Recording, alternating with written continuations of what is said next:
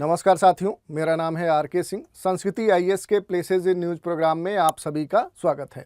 आज हम अपने इस एपिसोड में जिस प्लेस की चर्चा करने वाले हैं वो प्लेस है सऊदी अरब का मक्का। मक्का आजकल चर्चाओं में बना हुआ है क्योंकि एक न्यूज़ आई है जिसके अनुसार अगर हम माने तो इस वर्ष यहाँ पर जाने वाले जो हज यात्री हैं उनमें से अब तक 550 हज यात्रियों की यहाँ पर भीषण गर्मी के कारण मृत्यु हो चुकी है। इस कारण से इस घटनाक्रम के बाद ये मक्का लगातार न्यूज़ में बना हुआ है। तो आज के इस एपिसोड में हम इस हज यात्रा के बारे में और मक्का से जुड़े हुए जो भी महत्वपूर्ण लोकेशंस होंगे उन पर हम चर्चा करेंगे। चर्चा में आगे बढ़ने से पहले आपके लिए एक सूचना है। सूचना क्या है?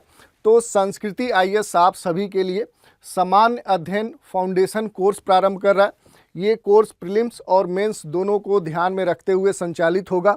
अगर इस कोर्स के बारे में आपको और अधिक जानकारी चाहिए तो दिए गए नंबर पे आप संपर्क कर सकते हैं।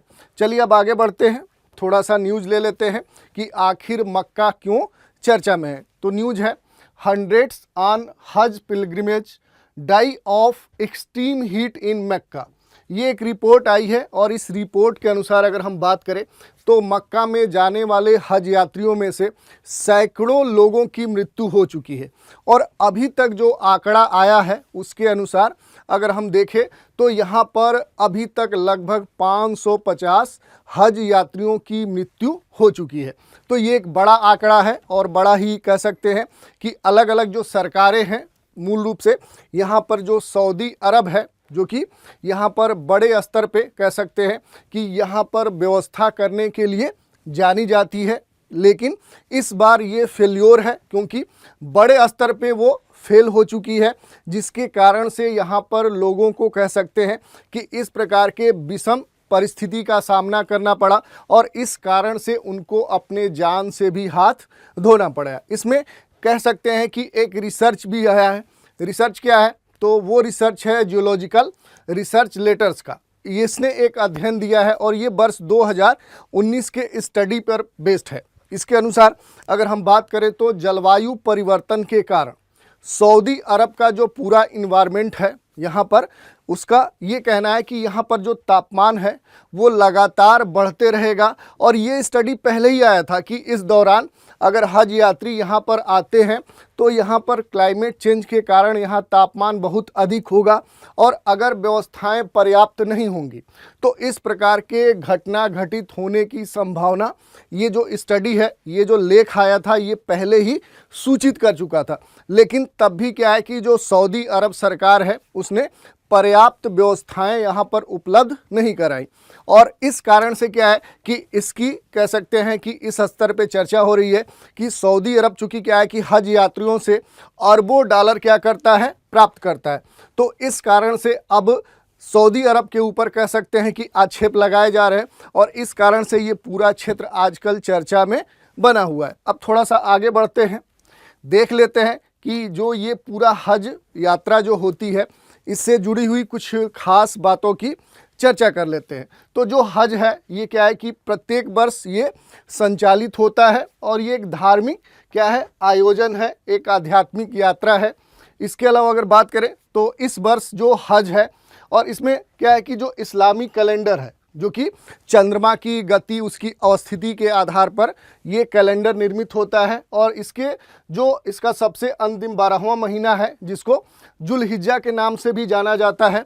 इसी माह के 8 से 13 तारीख के बीच में ये हज यात्रा होना पहले से तय था। लेकिन इसमें अगर हम बात करें कि जो ग्रेगोरियन जो कैलेंडर होता है उसके अनुसार ये जो यात्रा है वो 14 से लेकर 19 जून के बीच में निर्धारित थी। यानी कि 19 जून आज तक क्या है कि ये यात्रा पूरी संचालित हुई है और अभी तक जो आंकड़ा आया है उसके अनुसार इसमें क्या है कि 550 लोग मृत हो गए हैं इस यात्रा के दौरान। दूसरी अगर बात करें कि आखिर हज होता क्या है, तो हज की अगर बात करें तो इस्लाम के जो 5 फर्ज है, जो 5 सिद्धांत माने जाते हैं, उसी में से एक ये हज है। बाकी जो 4 हैं वो है कलमा, रोज़ा, नमाज और ज़कात। अब देखिए इसमें जो ज़कात है ये क्या है कि जो भी आपकी आय है या जो संपत्ति है उसका एक निश्चित लगभग 2.5% क्या होता है, वो दान करना होता है। कलमा क्या होता है, किसी भी खास आस्था के प्रति दृढ़ प्रतिज्ञ होना होता है। रोज़ा क्या है, एक तरह से कह सकते हैं उपवास की पद्धति है जो खास महीने में की जाती है। इसके अलावा जो नमाज है ये क्या है कि ईश्वर की सजदा करना, उसकी स्तुति करना। तो ये क्या है कि जो हज है, जो इस्लाम के 5 कह सकते हैं कि जो सिद्धांत हैं, जो फर्ज हैं, उन्हीं में से एक है। और धार्मिक मान्यता के अनुसार अगर हम देखें तो शारीरिक और आर्थिक रूप से जो भी सक्षम मुसलमान है उसके लिए ये कहा जाता है कि वो अपने जीवन काल में कम से कम एक बार हज जरूर करे। और इस कारण से क्या है कि विश्व के अलग अलग क्षेत्रों से सऊदी अरब के मक्का में क्या है कि प्रत्येक वर्ष भारी संख्या में हज यात्री यहाँ पर हज करने के लिए आते हैं। और इसी को ध्यान में रखते हुए जो सऊदी अरब सरकार है वो अलग अलग देशों के लिए अलग अलग कोटा भी तैयार करती है कि किस देश से कितनी संख्या में हज यात्री मक्का आ सकते हैं, हज की यात्रा है वो कर सकते हैं। तो ये भी चर्चा में है। अब देखिए, अब इसमें थोड़ा सा अगर हम बैकग्राउंड की बात करें कि आखिर ये जो प्रक्रिया है ये कैसे शुरुआत हुई, तो बहुत ज़्यादा पीछे न जाकर अगर हम बात करें कि जो पैगंबर इब्राहिम थे उनको क्या है कि अल्लाह के द्वारा कह सकते हैं कि एक आदेश प्राप्त हुआ। और ये आदेश क्या था कि ईश्वर ने ये कहा कि एक तीर्थ स्थान वो क्या करे, बनाए और वो उसको समर्पित करे। और इसी को ध्यान में रखते हुए जो पैगंबर इब्राहिम थे और उनके जो बेटे थे, दोनों ने मिलकर एक पत्थर की छोटी सी घनाकार इमारत बनाई और उसी को क्या बोला जाता है, काबा बोला जाता है।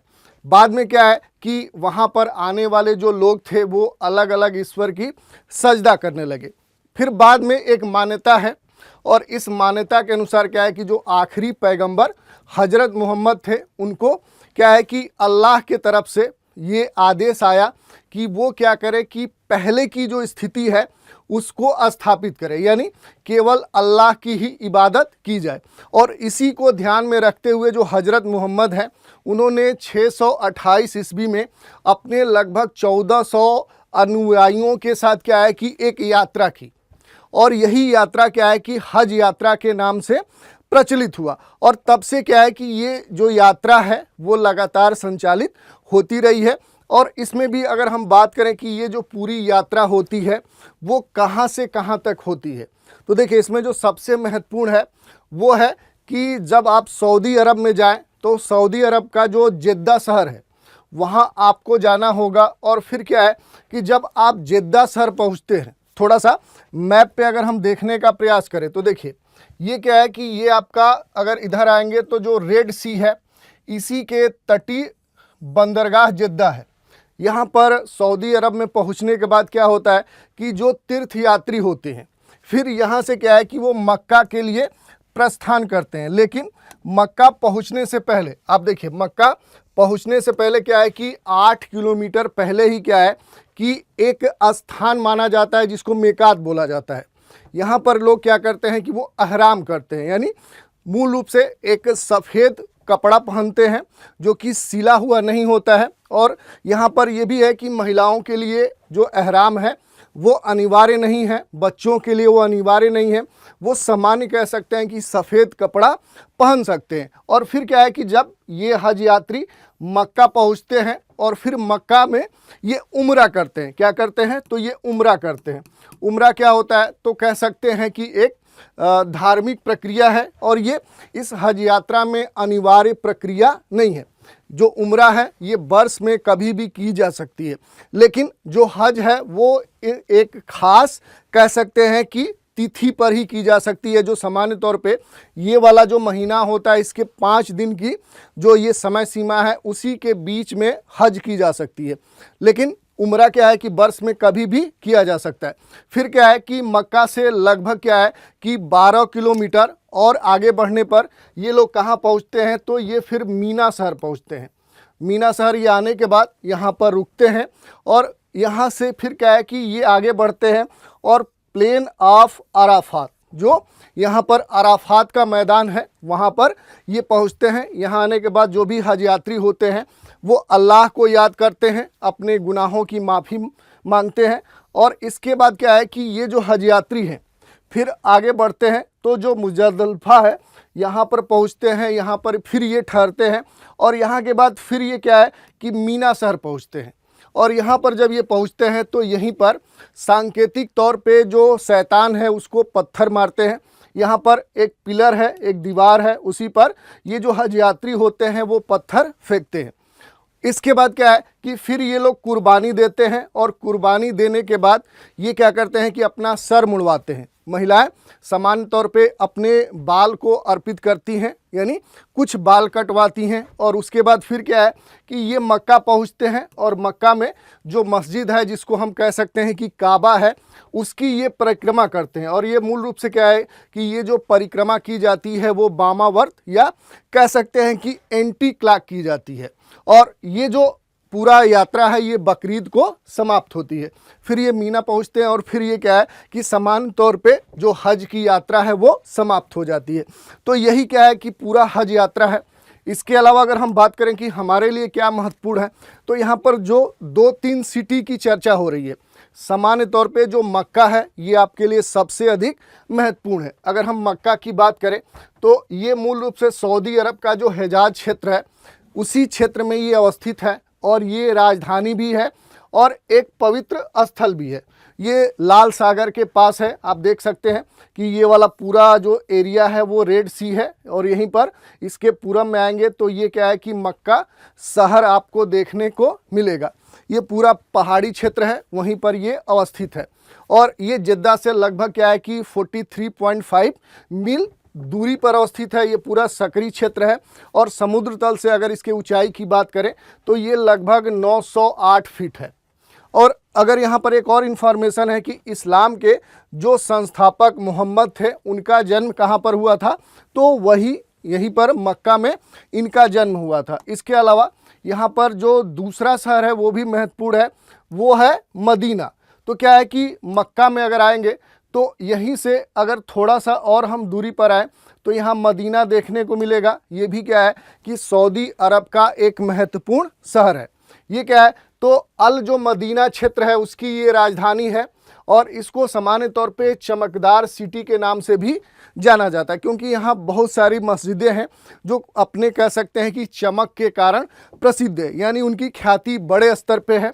इसके अलावा अगर बात करें तो जो पैगंबर मोहम्मद साहब थे उनका ये दफन स्थल है, यानी इसी शहर में वो दफनाए गए थे। तो इस कारण से भी क्या है कि इस शहर का अपना एक खास महत्व है।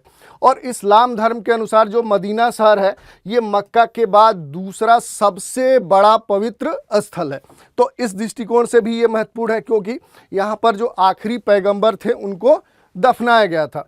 और मक्का से लगभग 200 मील उत्तर में क्या है कि लाल सागर से रेड सी से क्या है कि आप देखेंगे तो 118 मील की दूरी पर ये अवस्थित क्षेत्र है। ये काफ़ी उपजाऊ क्षेत्र भी है और इस कारण से इसका आर्थिक, सामाजिक, धार्मिक और सांस्कृतिक जो महत्व है वो सऊदी अरब के लिए खास तौर पे है। यहीं पर एक और सिटी महत्वपूर्ण है, वो है जिद्दा। जैसे आप देखेंगे तो यहीं पर आपको तटीय क्षेत्र पे यहाँ पर एक शहर देखने को मिलेगा जिद्दा। ये एक बंदरगाह भी है। और अगर हम बात करें तो इस पूरे लाल सागर में अगर ये वाला पूरा तटीय जो क्षेत्र है यहाँ पर ये सबसे बड़ा बंदरगाह है। यही नहीं, रियाद के बाद सऊदी अरब का ये दूसरा सबसे बड़ा शहर भी है। तो आप देख सकते हैं कि सऊदी अरब के दृष्टिकोण से इस शहर का कितना महत्व है। और जो जेद्दा है ये लाल सागर के तट पे जो हिजाज तिमाहा क्षेत्र है उसमें ये अवस्थित है। तो ये जो भौगोलिक अवस्थिति है ये भी आपके लिए महत्वपूर्ण है। यहाँ का जो पूरा क्लाइमेट है वो क्या है तो वो उष्णकटिबंधीय कह सकते हैं कि ड्राई, शुष्क पूरा ये जलवायु क्षेत्र है। और इसके अलावा अगर हम बात करें यहाँ पर आएंगे तो चूँकि ये पूरा जो मामला है, जो स्थान विशेष की जो बात हो रही है वो कहाँ की हो रही है तो ये सऊदी अरब की बात हो रही है। तो यहाँ पर जो आपको ध्यान देना होगा कि आपके परीक्षा के दृष्टिकोण से यहाँ पर कौन कौन से क्षेत्र होंगे जो महत्वपूर्ण होंगे। तो उसमें जो सबसे अधिक महत्वपूर्ण होगा वो होगा आपका कि यहाँ पर जो लाल सागर है इसकी अवस्थिति।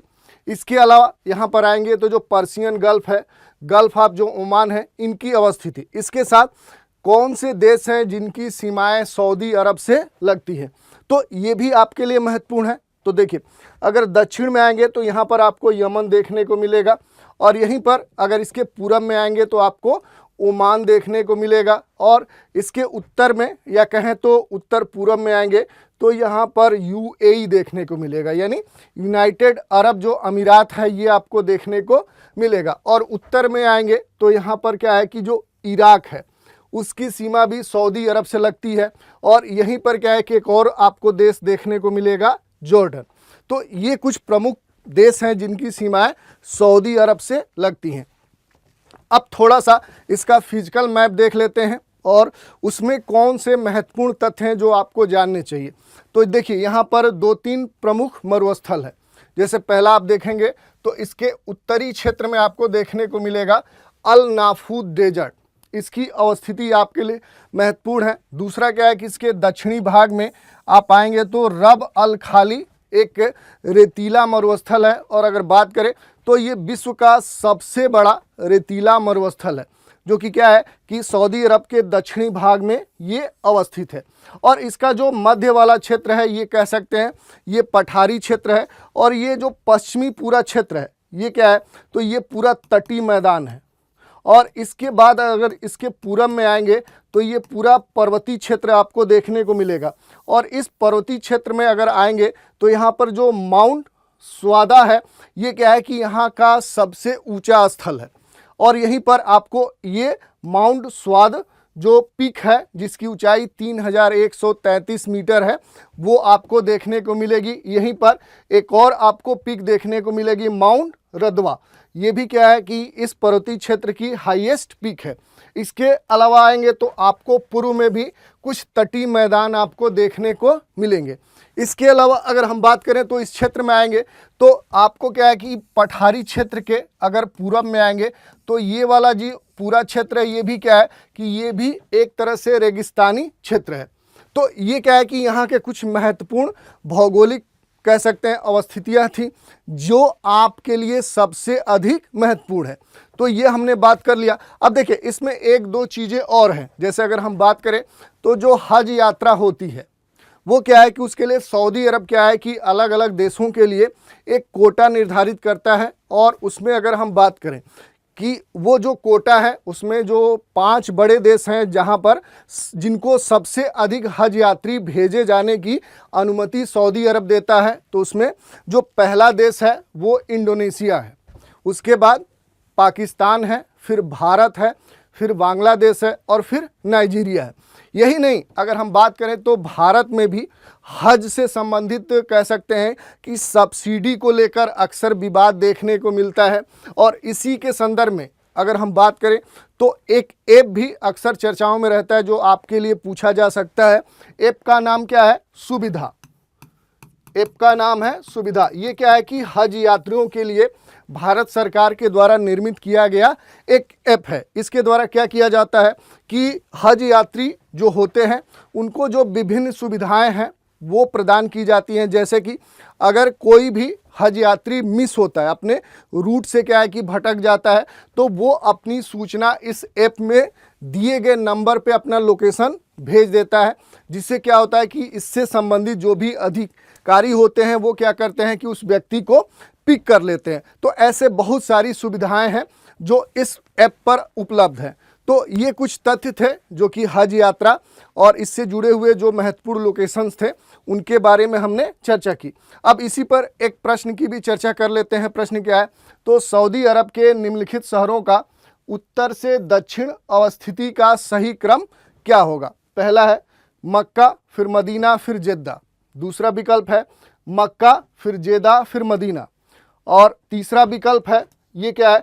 मदीना, फिर जेद्दा, फिर मक्का। और चौथा विकल्प क्या है? जेद्दा, मदीना और फिर मक्का।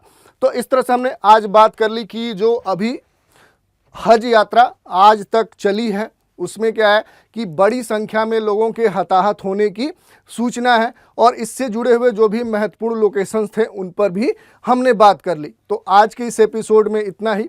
नए एपिसोड में एक नए प्लेस के साथ फिर मिलेंगे।